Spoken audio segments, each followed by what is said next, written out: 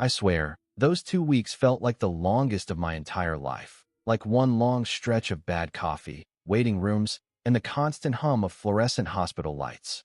My mom had been in and out of the hospital, and I'd been juggling remote work deadlines while shuffling insurance forms that never seemed to end. Sleep? Maybe 5 hours a night, if that. My whole body felt like it was vibrating from exhaustion, and all I wanted was one thing: peace. Just 5 hours of peace on my flight home. No phone calls, no paperwork, just me, a window seat. And the sky. I'd even splurged for it. Seat 18A, right side, window, just ahead of the wing. $39 to lock it in, and worth every penny.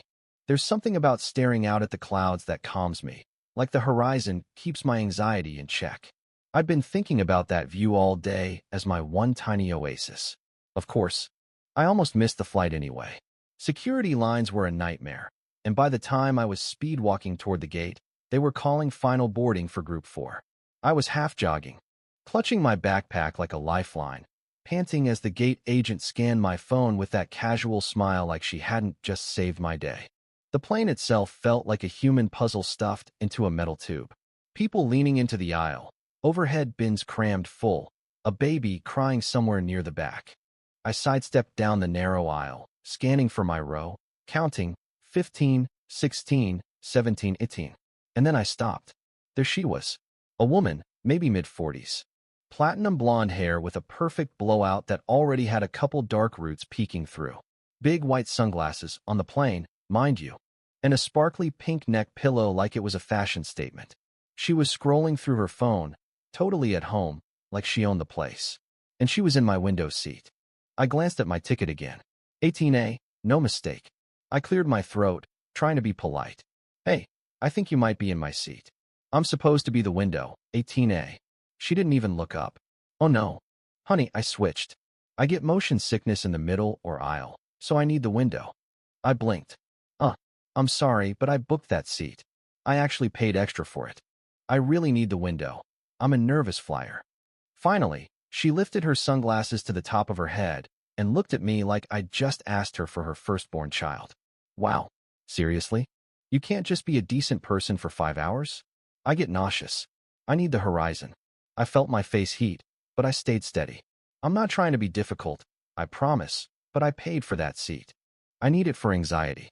The teenage girl in the middle, her daughter, I guessed, sank lower into her hoodie, earbuds in, clearly wishing she could disappear. The blonde woman sighed dramatically and threw her hands up like the universe had betrayed her. Unbelievable. Young people these days. God forbid someone help an older woman with medical needs. At that point, a flight attendant approached, smiling the way only someone used to mid-air drama can. Is everything all right here? She's sitting in my assigned seat, I explained, handing over my boarding pass. The woman cut in. I need the window. I'll get sick otherwise. The attendant glanced at my ticket, then nodded. Sir, this is your seat. Ma'am, I'm afraid you'll need to move to your assigned seat. We can't have unapproved switches. Discrimination, she hissed, but after a few more muttered complaints, she shifted to the middle, fuming. I slid into my window seat, finally, and pressed my forehead to the cool glass, letting myself exhale. I wish that was the end. For the next 10 minutes, I got a running commentary of whispered insults. Some people just have no empathy. I hope he enjoys watching me throw up. Then came the armrest war. She kept jabbing her elbow into my side like she was trying to stake a territorial claim. I tried to ignore it, headphones in, music up. But tension in a plane is like secondhand smoke. You can't avoid breathing it in. By the time the drink cart rolled through, I flagged down the same attendant and quietly said, Hey, just so you know, she's been elbowing me and coughing in my direction.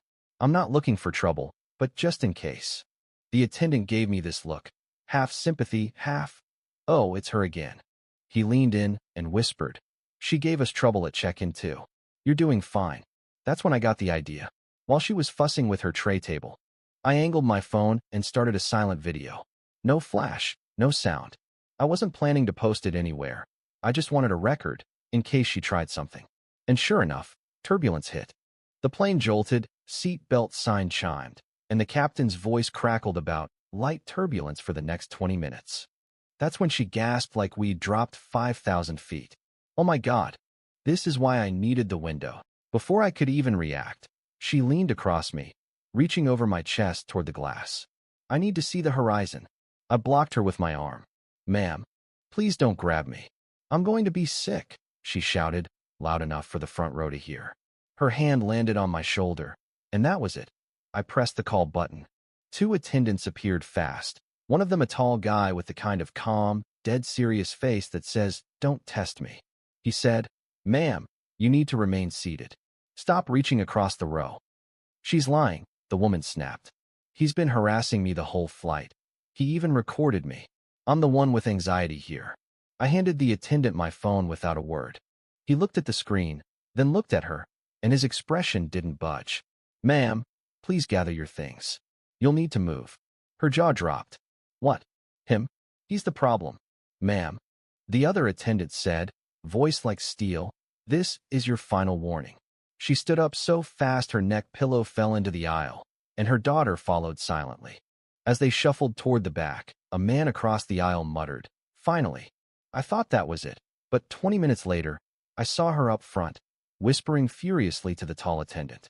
I caught bits of it: harassment, unsafe, recorded without permission. He stayed calm, said they'd reviewed the footage, that I'd done nothing wrong, that she had created the disturbance. Then came the moment that felt like a movie. A passenger in business casual stood up and said, "Lady, no offense, but we all watched what happened. You stole his seat, argued with the crew, and now you're playing the victim. Just stop." You could feel the air in the cabin change. Another voice chimed in. An older woman too rose up, not even looking up from her crossword. "He's right. We saw everything." Karen, though I didn't know her name, she was definitely a Karen, realized the whole front half of the plane was against her. Her face went red. She hissed something under her breath, and the attendant gestured her back to her new seat.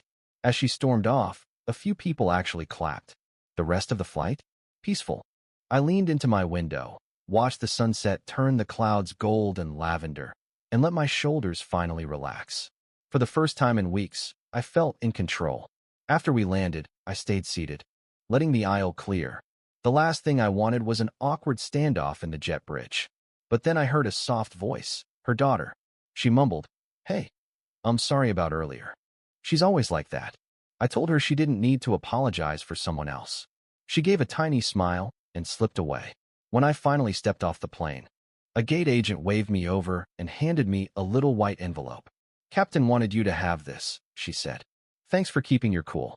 Inside was a $150 travel voucher and a handwritten note. "Thanks for your patience. Hope your next flight is smoother." Walking to baggage claim, I felt lighter than I had in days. That window seat, that little patch of sky I defended, it wasn't just a view. It was a reminder that you don't have to yell or fight to stand up for yourself. Sometimes staying calm is the loudest thing you can do. So tell me, what would you have done in my shoes? Would you have given up the seat or stood your ground? Drop a comment and let me know if I was right to hold my line, or if you think I should have just let it go.